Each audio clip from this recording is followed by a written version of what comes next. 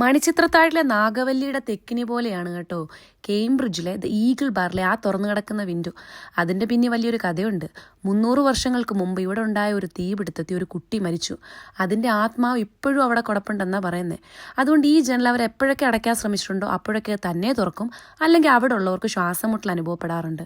അതുകൊണ്ട് അവരിപ്പോഴും ഈ ജനൽ അടയ്ക്കാറില്ല. ഇതേ ബാറിലെ ഒരു 4-ാം നമ്പർ ടേബിളിൽ എപ്പോഴും ഒരു ചെറുപ്പക്കാരൻ്റെ സാന്നിധ്യം അനുഭവപ്പെടാറുണ്ടെന്നും, ഇനി നമ്മൾ ആ ടേബിളിൽ പോയിരുന്നിട്ട് ആ ചെറുപ്പക്കാരൻ നമ്മളെ ഇഷ്ടപ്പെട്ടില്ലെങ്കിൽ നമ്മുടെ ഡ്രിങ്ക് തട്ടിക്കളയെന്നൊക്കെ ഉള്ള കഥകളും ഉണ്ട്. ഇനി ഈ ബാറിന് മറ്റൊരു ഹിസ്റ്ററി ഉണ്ട്.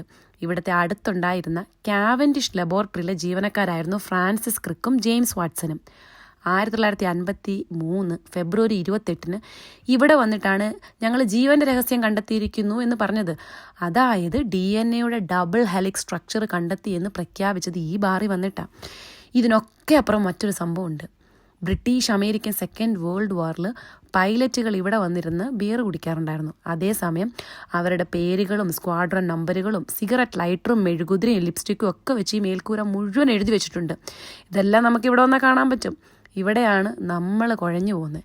ശാസ്ത്രവും വിശ്വാസവും യുദ്ധവും ഒക്കെ കെട്ടുപിണഞ്ഞു കിടക്കുന്ന ഒരു സ്ഥലം. ജീവൻ്റെ തുടുപ്പ് കണ്ടെത്തി എന്ന് പറഞ്ഞ സ്ഥലത്ത് തന്നെയാണ് ഈ അമാനുഷികതയും വിശ്വസിക്കപ്പെടുന്നത്. എന്താ അല്ലേ?